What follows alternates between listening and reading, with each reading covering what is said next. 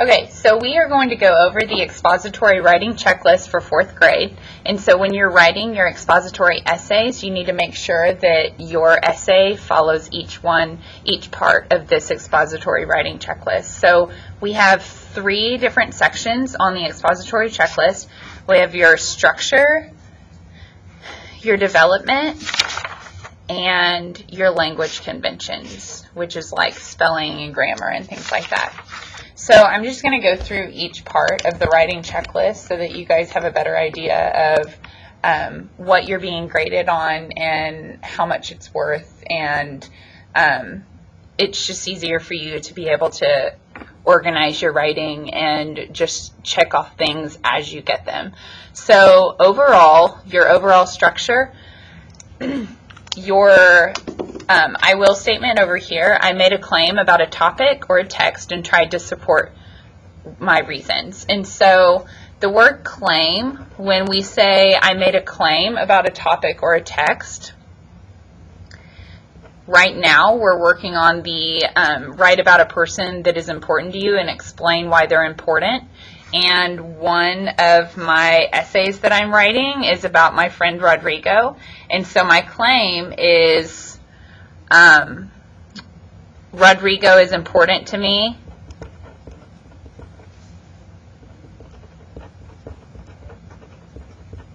because he is positive and a fighter. So if I have that, so if I have that in my introduction, which we'll be talking about a little later, if I have that in my introduction, I have stated my claim. You also in your introduction need a lead. So we've talked about writing leads or hooks, so a lead or a hook, and there's a lot of different leads or hooks. So you can have a surprising fact, you can have a snapshot, which a snapshot is like whenever, if you were to describe a picture,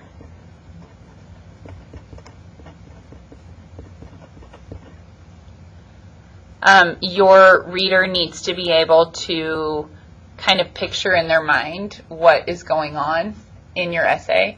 Dialogue, someone speaking, and we'll be talking more about leads in a different video, but I just wanted to go through the checklist and just talk about each one just a little bit. So dialogue is someone speaking. Onomatopoeia, sounds, actions, pretty self-explanatory. Exclamation or setting. And so that will be the first thing in your introduction. And so over here you'll see checkboxes, not yet, starting to, or yes. So if you have those things, yes. I stated my claim. Okay, starting to, you might have a starting to. I made a claim about a topic or a text and tried to support with my reasons. Not yet, if you're not done with your essay. So you can just easily check either not yet, starting to, or yes.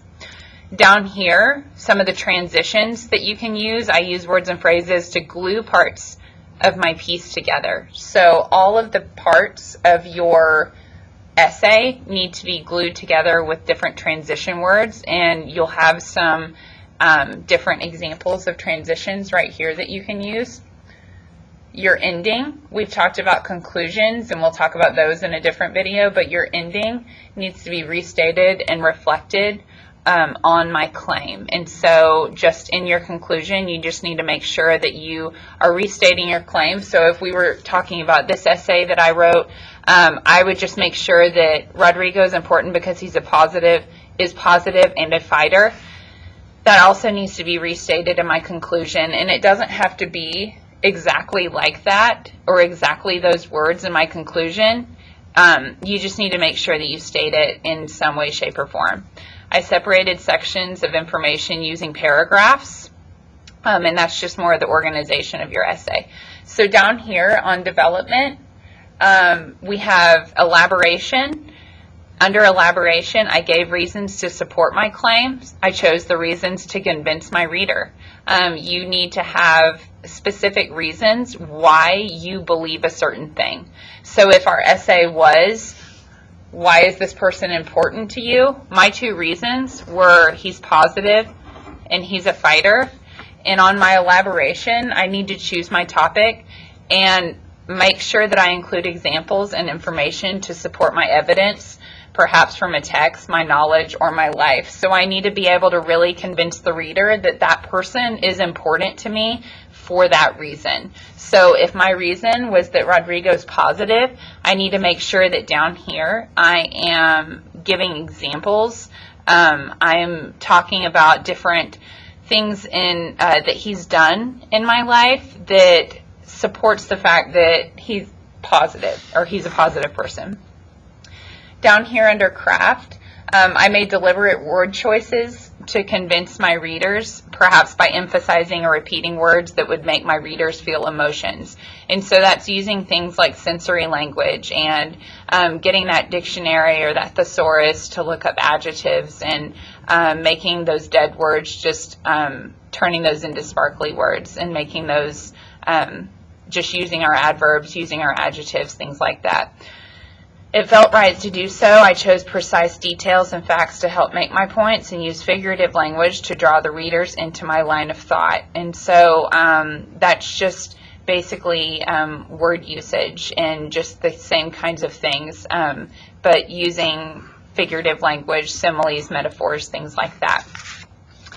I made choices about which reasons were best to include and not to include to support my points.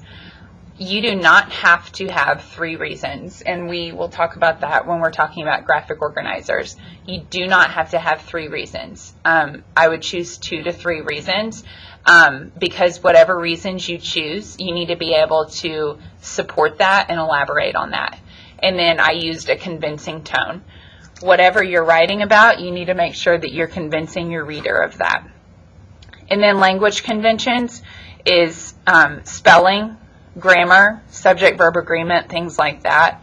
I used what I knew about word families and spelling rules to help me spell and edit. I used the word wall and dictionaries to help me when needed. You are allowed to use a dictionary when you are writing your essay. You're allowed to use a thesaurus when you're writing your essay, and so make sure you take advantage of that. And so that is pretty much the expository writing checklist for 4th grade.